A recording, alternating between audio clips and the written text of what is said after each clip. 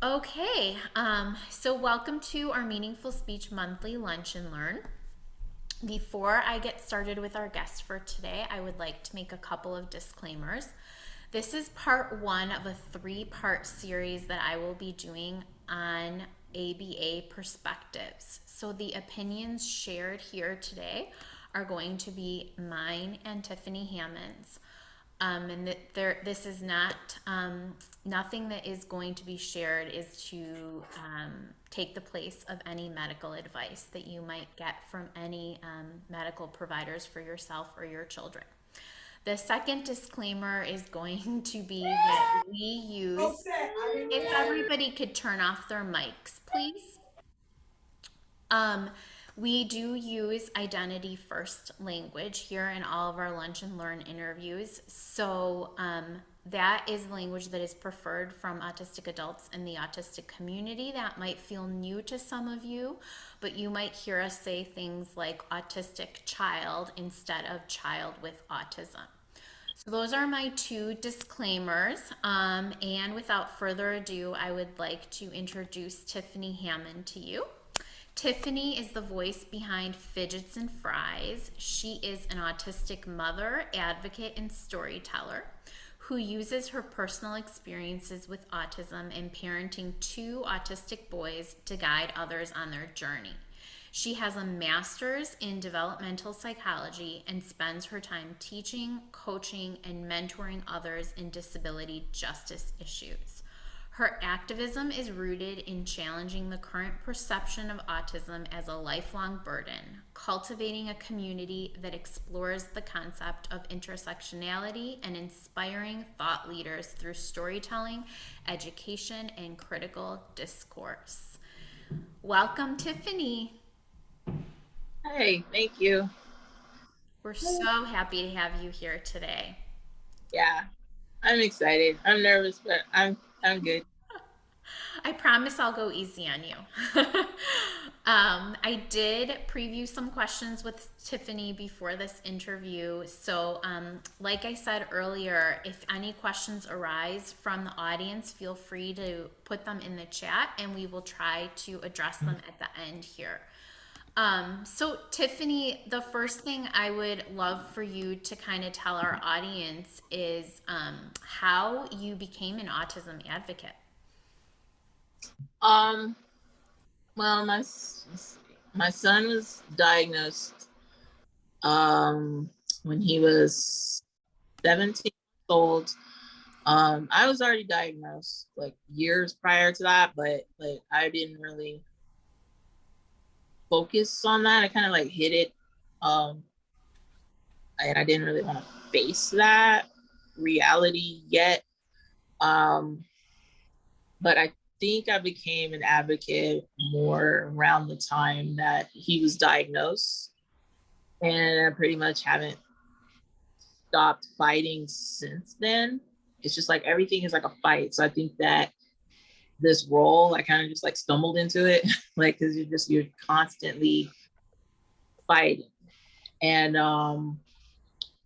but I think it became more, I guess I would say like formal for me was when I realized how much fighting I was doing with their schools and both of my boys' schools and fighting for them to provide what they were entitled to have within the law. And so during that time of learning different policies and procedures and how to use those to our advantage. And once I saw a little bit of a success there, which honestly didn't bring me much joy whatsoever, it just let me know that the school districts either they didn't expect me to know that they weren't providing what they needed to provide, or they didn't actually know what it was they were required to provide for us. But it was probably a combination of both those things. But once I started to have like a little bit of success with that, that was when I was like, okay, well, maybe I can try and have a little bit more success with things, with obtaining things that were outside of those laws and those policies. And so I linked up with a few other parents who were kind of on the same journey that we were, and I learned a lot from them. And like the rest is history, and here I am today, and just, you know, going through this journey. I mean, I think the last 3 years has probably been the most I've done like online. Like before that, it was just like a little bit of stuff online, but it was mostly offline. Mm-hmm. But last 3 years was when I decided I just put about 30% of the stuff that I do online. And the last 18 months or so is when it's gotten a lot bigger with doing more online. But yeah, that's like my little journey in a nutshell. Okay, well, that's a lot to unpack there. So I think a lot of people know you through what you're posting on Fidgets and Fries. I think you talk a lot on there about parenting your autistic sons, but tell us a little bit about when you got your diagnosis and you said you hit it, and then, how things have gone for you over the past few years as far as maybe embracing the autism diagnosis. I it was hard. Like I think I was around 13 or 14, and that was when I was in not in I don't know, it was like I was in ABA then. And but it wasn't for autism, it was for severe anxiety disorder, which is really bad. And I did that for some time. And then I went to college. And as a freshman, I had a meltdown because I lost a pen. I had a test that day, and I had a meltdown. I lost the pen. I didn't take the test because I was like a pen. It was broken. It had a troll topper on top of it. It barely wrote, but it was like my thing. I needed it. Uh-huh. Um, so I missed the test, and I needed an excuse for why I missed the test. So I went to psych services and I told them about, everything. It was quicker to get in with them than to schedule with the university doctors to get the appointment and stuff. Um, and he was like, "Have you ever been evaluated for Asperger's or something?" And I was just like, "Oh my gosh." Um, it was mentioned when I was younger, probably like 16, but then we just kind of, I don't know what happened with that. Still under my parents' roof and stuff, so I don't really know what became of that. But I said no. I just need a note. We got evaluated. I had evaluated. I got evaluated. It took like 2 or 3 days. Lots of paperwork. Lots of answering questions. Lots of talking to him. Um, and then he came back and said, this is what I feel you have. And I'm like, okay, great. Now my anxiety has a weird, funky name. And I'm like, this is wild. I didn't need that in my life, right? At that moment, I'm like at a school way away from home. So I have no car and I can't go home. I'm like 3 hours away from home. And I didn't need another like way to like isolate myself. So I didn't need people knowing that. Like it's 2003. Like nobody is there's no neurodiversity movement. Nobody's talking, like I don't have no like love. There's no connections. There's no like people. So I just like took the papers, I turned it into my professor, let him know I can take the test again, and I just stuck it in my drawer, hid it, and try not to think too much about it. Told no one. I told my grandma and I told my husband. I met my husband in college, and I don't know why I told him, but I told him. Um, I didn't really do anything about it. Didn't think about it. Didn't think I did my mic. Oh, can y'all still You're hear good. me? You're good. Oh, Yeah. you did my mic. I did not want to think about it, like at all. There was no like confronting it. There was no sit with this. Like just try to not think about it. But it was kind of hard to not think about it. I think at that time it was I was seeing Autism Speaks commercials like every once in a while, so it would pop up and you think about it. And then like around the time my son was born, and I think he was like a year. That's when I started seeing even more like Autism Speaks ads and stuff. I'm like, okay, cool. Wasn't thinking anything of it because my son was still kind of, he's my first one. So I'm like, oh, he's just doing, baby things. That's how babies act.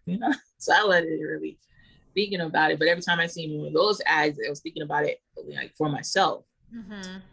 Um, and I was like, nah, just push it aside, push it away, not like think about it. And so I didn't really have much of a time to like confront that um, part of myself.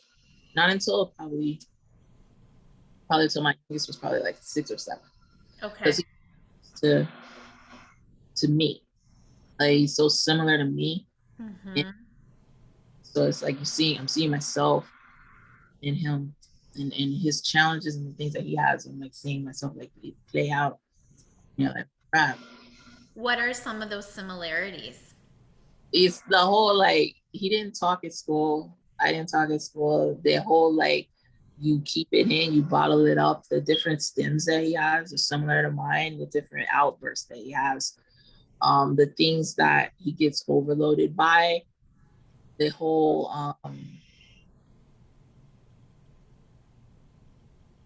getting so like set over things you don't have that much control over, Mm, like that you need that control, and you don't know how to get it.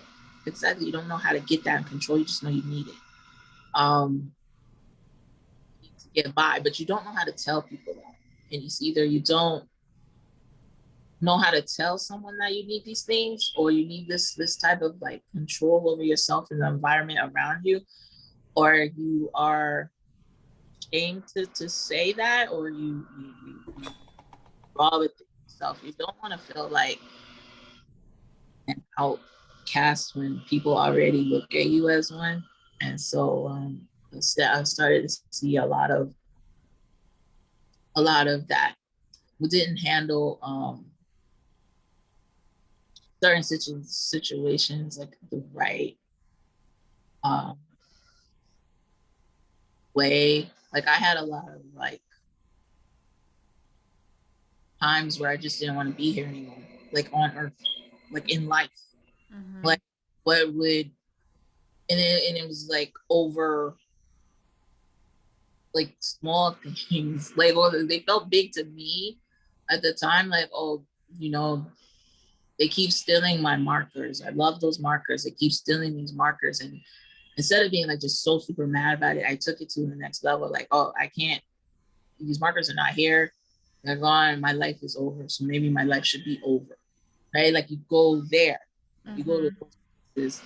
Um, you know you should travel. You don't know travel there, and but I saw a lot of that. I saw a lot of little me in him, and not knowing how to like articulate like my thoughts and talk, and a lot of times when you can't talk, and but yeah, so that's around the time when I started to like try to face more of what autism meant for me. It was around the time that he was like 6 or 7, and yeah, I'm still on that journey. I'm still trying to figure that out. Still trying to piece it all together. So you thank you for sharing that. So you kind of had probably a little bit of a different post autism journey than some other guests that we've heard from. What was your journey like when you found out your sons were autistic? So, I've heard from different parents they were given a package from Autism Speaks. They were told to start ABA. What did that look like for you and your family? That was wild. When I was diagnosed, I got a packet of everything that, well, we've been on, all the evaluations, what the results were, background information, prognosis, all those things that come in a psychological evaluation paperwork. I did get a short little section on a few resources like books I could read. I think there might have been a couple of websites on there, but I didn't like focus too much on that. I'm like, read it, throw it away, you know. Um, with my son, my oldest, it was packet, a list of websites, a long list of books, and or like paperwork to get started on putting him on the Medicaid waivers list for the state. And that was it. It wasn't too much. There was some recommendations on speech therapy and occupational therapy. His paperwork, it was like 2009-ish or so. It didn't have anything really on ABA at that time. And aside from me knowing what ABA was, because I did it as a teenager, and all the way up until probably 2010 was when I heard about doing ABA again. And it was from one of his um, developmental pediatricians who wrote out a prescription for it. But when he was initially diagnosed, he didn't have anything in my paperwork. For my youngest, who was diagnosed at 6, his paperwork included all the same things that my oldest did, except it did have the section on doing ABA. On doing ABA, Autism Speak was on both of their packets with for like list of resources and organizations, and then I went back and got reevaluated, and I was like 35-ish or so because I didn't have the original paperwork I had already, you know, like it's gone, you know. Mm-hmm. Then I ended up finding it like last year. It was in the trunk. It was all moldy and stuff. But yeah, you know, but so I go back in, I do evaluation. Then in that paperwork, I get it back and then I'm looking at it and I'm like reading it and then boom, there goes. Then I have a section for recommending ABA for me and I'm 36.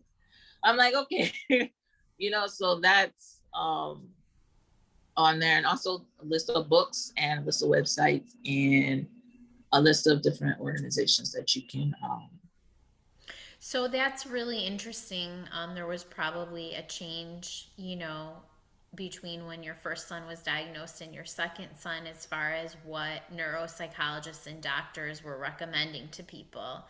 And now I'm finding, and I don't know, let me know what you think by talking to different people, but I'm finding that most families are immediately handed information about ABA with their autism diagnosis.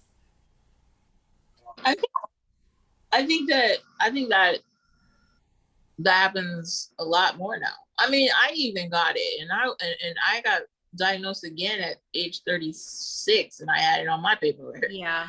It's Yeah. like, so I'm like, yeah, I would say that it's more the norm that they get that recommendation than it would be not to have. So I think that most families are getting that, along with a long list of, you know, books and websites and things too to start with.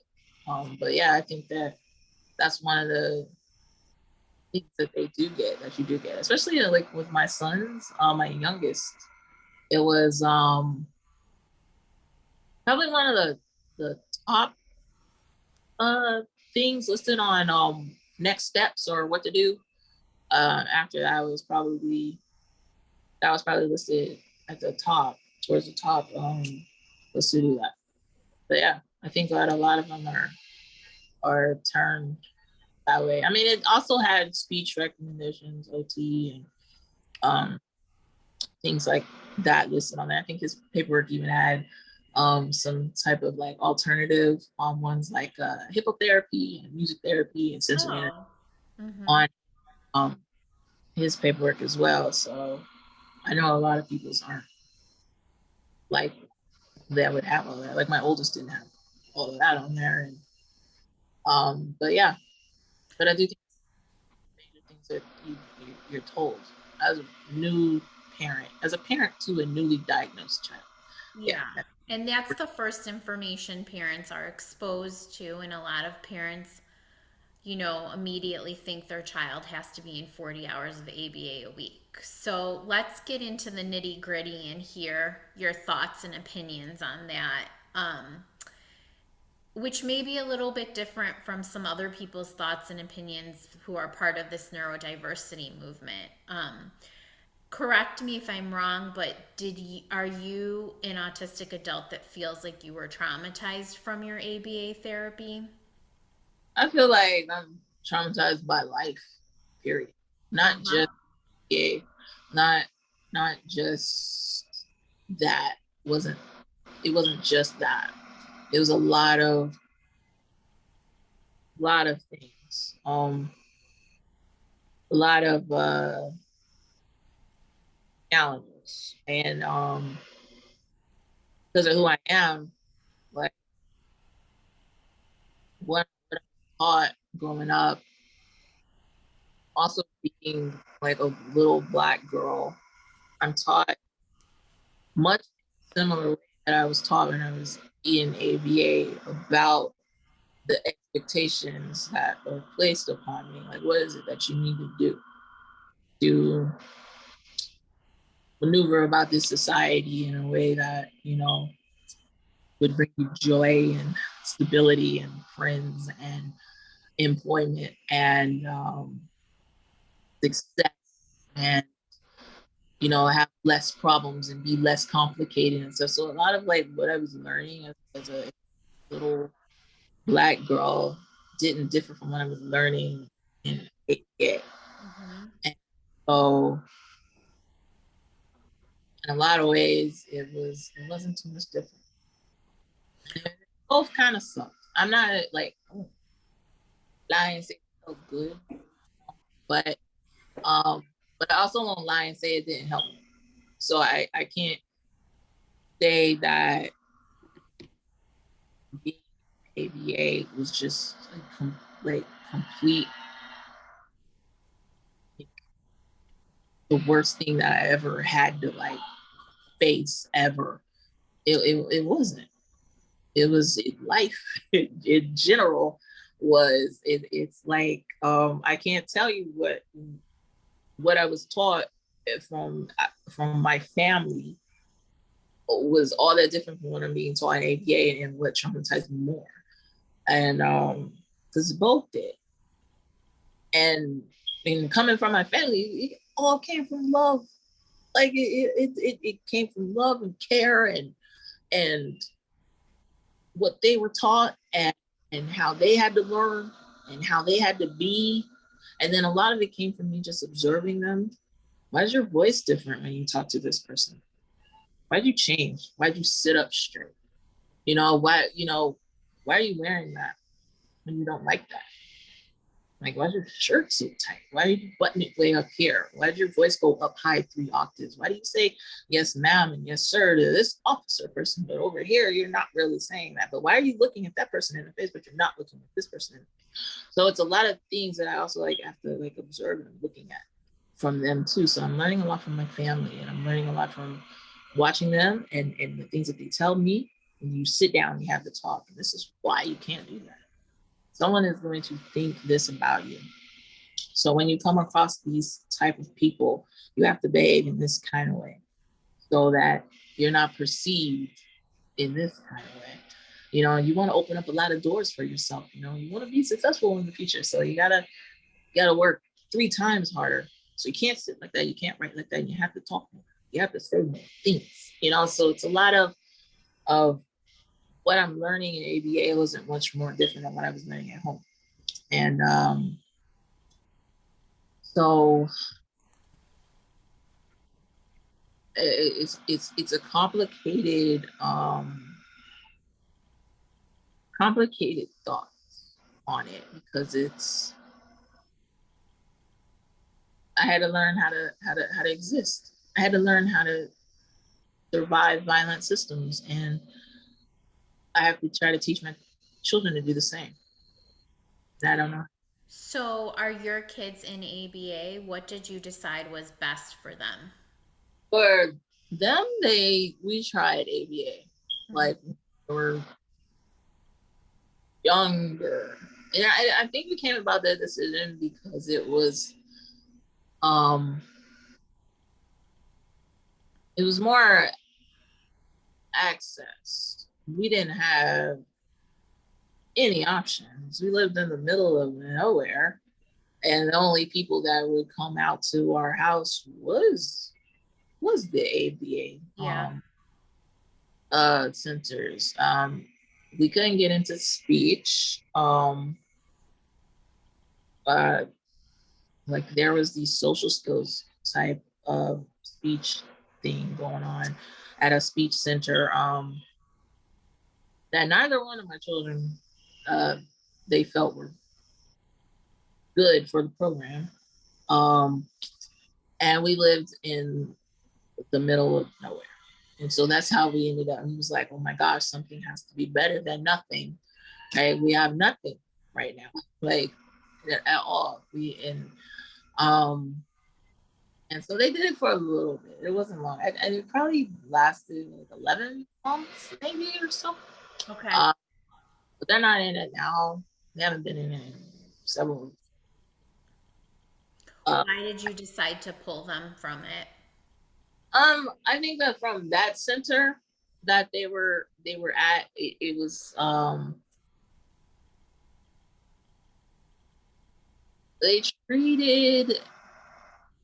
I don't feel that autism is behavioral in nature, so it's like everything was like they treated everything like it was behavioral. It was fix it, fix behavior, fix it. Like, and I just to like watch it and like see it. I didn't really like it so much. Um, so I felt like if I was in a position and I was blessed enough to not have my children in it, then I could withdraw them from it. And if our lives became so if our life circumstances or situations changed and we had to do it again, then we cross that bridge when we get there. But I felt like at that time I could help them um, in a different way or in a better way. But yeah, I mean, if my kids had access to an ABA center that was like run by some of like my favorite autistic BCBAs. If they had access to that kind or that type, then a decision would probably change. But they didn't. They had it. The one that they were at didn't fit for them. So, Yeah, you just brought up a lot of really good points. So I think access is a huge issue. Families do not have a choice. And I think a lot of them think how you did, something is better than nothing. Um, what are your thoughts on the neurodiversity movement right now and autistic adults coming out and saying no to ABA and that it causes trauma and encouraging parents not to consider it? I feel like that they have to lean into the feelings that they have and that their story is their story. That's their experiences. You have to um that's their story. I can't tell them what their story is, but at the same time, I can't support advocacy that leads from like a place of like no nuance. There's like nothing on, there's no layers, there's no complexities, it's not as easy as getting rid of ABA. Like, and that will solve all of our problems. Once it's gone, it's gone. You're good. And that's not how this world works. It's not how it operates. So I see where they're coming from, but I think like how they're going about it is not the right way. because everybody's lives don't mirror their own. So they're trying to put forth these efforts that are based on their experiences and their experiences alone. And I don't live your life. Like, so what you have for me doesn't work for me because I don't live or exist in the way that you do. And so what I try to do is I try to challenge all of the thinkings that feel like if we just boom got rid of it, it would be all better. But then what's in it? What do you have for these families once you did that? And do you feel like it would all be better when it's gone? Because there's so many adults, autistic adults, who've never been in ABA and they still have trauma. And I'm like, why are you traumatized then if it was just ABA? Like, it's because all that we're facing is systemic. Mm-hmm. ABA is a symptom of a compliant-based society that operates within violent systems. And so I'm like, it's not going to end one. It's not a therapy per se. It's a set of principles. And those principles are in everything. It's in our education system. You see it in the schools. So you can't tell parents to take their kids out of school. Mm-hmm. Can't be out of school. They have to go to school. You can't tell them to it's in everything, from our criminal justice system to our healthcare to our education, to all of these systems lie atop a foundation of compliance.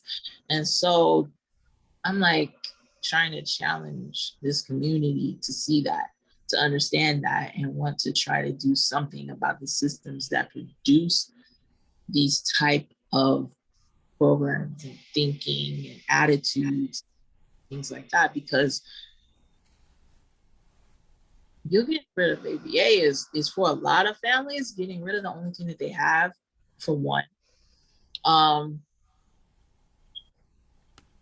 the only way that a lot of these families can even attempt to teach their children how to maneuver these violent systems, because a lot of other therapies don't. My children were kicked out of speech and OT because their behaviors interfered with their progress. Or, so sad. And a lot of the things that they give me as like alternatives to say, well, speech and then OT. And I'm like, y'all understand how insurance works. Two, that my children were in those and were also discharged because of behaviors. And so it's just a lot of like barriers, and there's structural barriers, there's perceptual barriers, there's just a lot of things that I don't think a lot of advocates think about when they just say, hey, it's abuse, get rid of it. And then you don't think about everybody's individual lives and what they have going on, or making room for how autism moves throughout our bodies. Like my oldest son, his autism is absolutely nothing like mine. Like we might have a few things going on, but no, it's not. Mm-hmm. And it's so frustrating because this community speaks of autism in a way that you almost only feel like autism just presents like I do, or like my youngest does, and I almost cannot see my oldest there. My oldest is non-speaking. He has intellectual disability. He has a lot of stems that are harmful to himself, and just a lot of other diagnosis going on, and a lot of these alternatives that these advocates give me, my son can't even access based on how autism presents within himself. Right. Not to mention access, not to mention location, not to mention a bunch of other structural barriers that keep us from even getting to those things that they are suggesting. So it's a lot of times I'm just like, that's hard, because, on one hand, I'm like, I do understand your story. I do, I have no choice but to listen and try to hear where you're coming from. I just need you to do the same for everyone else whose story varies from yours. Mm-hmm. And that's, you know, where I'm at right now. Just trying to, we're at odds. You know, me and the neurodiversity like community, we're at odds right now. And it's, I don't feel like they make enough room for intersectionality at all. And that's unfortunate because you feel that with a neurodiversity paradigm, you feel like that would make room for that. But I'm seeing like how they put their advocacy out, how they put their efforts out. There's like very little room for nuance, very little room for perspectives that deviate from what the norm is within this community. You don't see too much of it, so you're frustrated, and and so it's just, Yeah. it's That's like you're, oh, I'm sorry, it's like I have mm, or like if I don't say ABA is abuse, abolish it all, then that means I'm for it. And that's how they look at me. I'm like, really? Like, really? Like, you have to be, they want you to have a side, like this big line, and you're either over here, over there, you're either with us or you're against us or you're this. And it's just like, geez. yeah. And And it's not so black and white. And that's why I wanted to have you on today because I wanted you to present this perspective. I feel like things have gotten to extreme. It's like you're, like you said, it's either this or you're this. And my whole platform here with meaningful speech is I think we need to educate. And we need to educate caregivers. We need to educate therapists. Like I said, I was sad and then I kind of laughed when you talked about your kids getting kicked out of speech and OT because I think people on the neurodiversity side are going speech, OT, hippotherapy, music, and ABA. But some of the therapists on that side are doing what ABA is doing. They don't get it, or they're using these old, antiquated, traditional methods, and the same exact thing is happening. We're just calling it something different. correct. Fancy cars. Oh, That's incredibly correct. And then on top of that, how do you look at the parent who who has to work, and then you're sitting there and saying like, one, they can't go to the school. Like my kids have been sent home from school like so many times I can't even like count how many times they were sent home from school. And school was supposed to have behavior plans, be able to you know, be able to do this and handle this. No, they couldn't. Your parents cannot work if they have to keep being called home all the time. A lot of jobs, a lot of employers, they're not understanding that. They're not going to understand it. They're just going to be like, oh, you had to go home again. You had to go home again. They right. have to they have to make money. They have to provide for their families.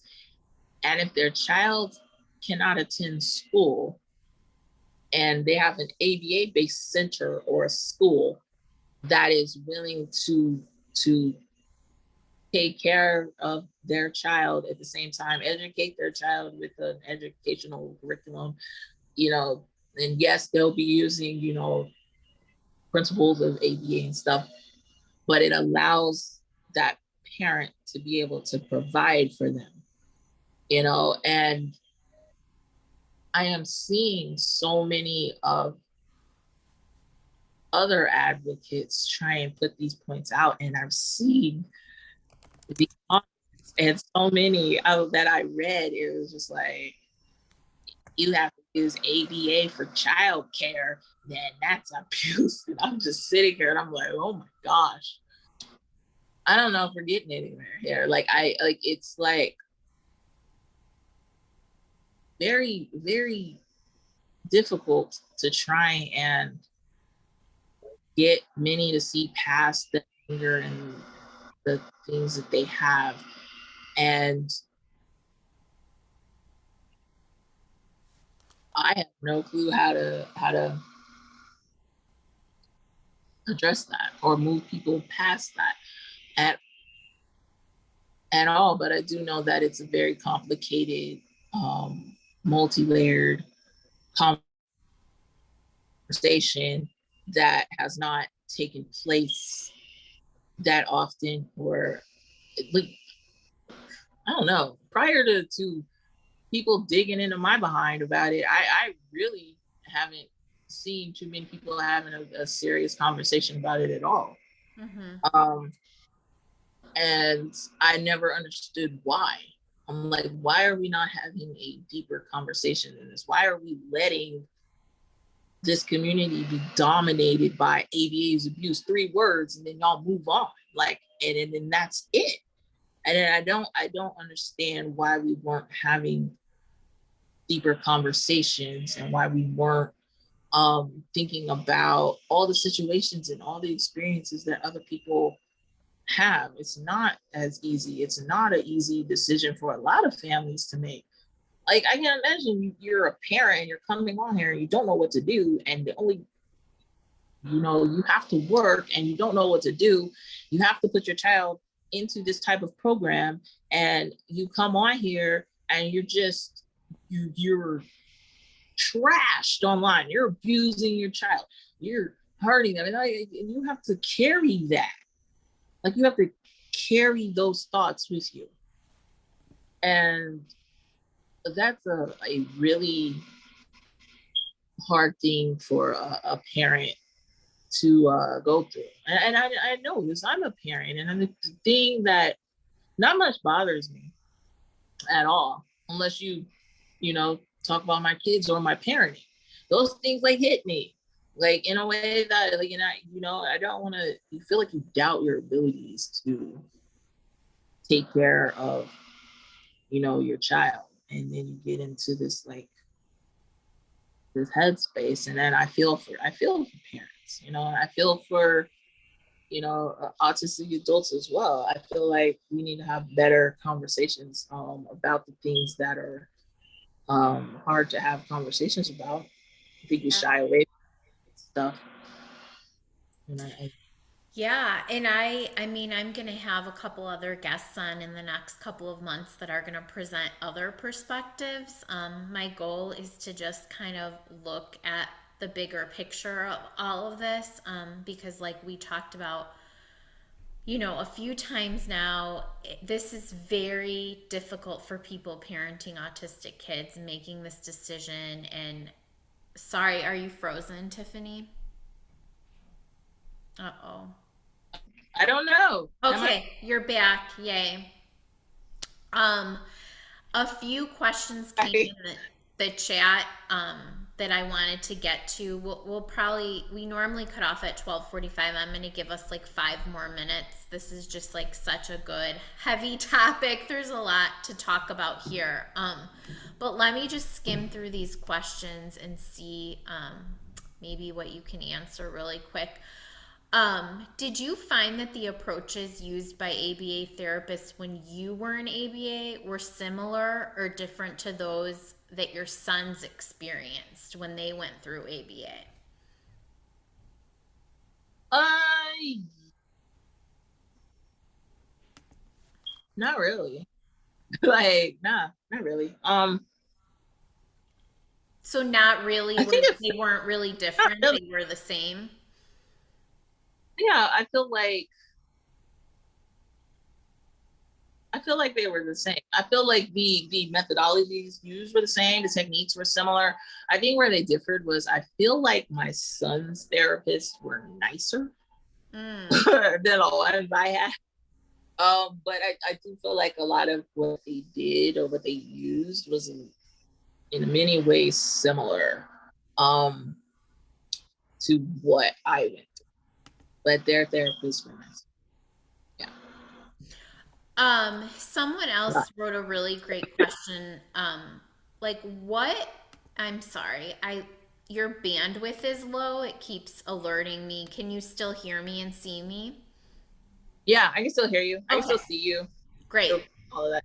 Okay, it says, what questions do you think are helpful to share with parents that they can ask in order to be more critical evaluators if they are considering ABA services?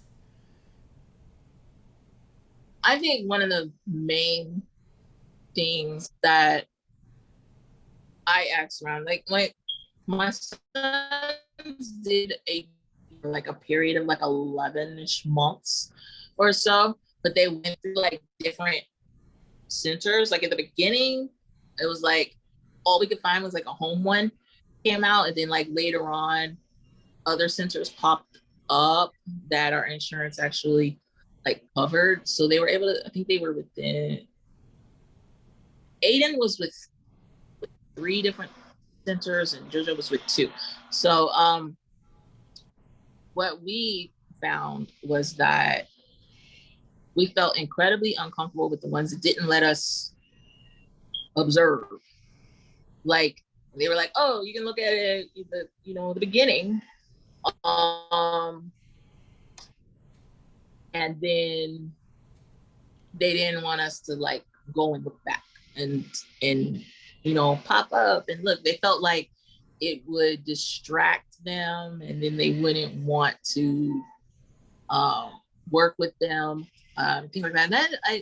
That felt like uncomfortable to me. I know there are a lot of situations where my children do get incredibly distracted when I am there, so I do feel like I saw where they were coming from there, but then at the same time, I still want to see it. So if you have a center we found a center and we're able to observe, they had like a double, like like at the police interrogation rooms or something where it's doubles. Yeah. Mm-hmm.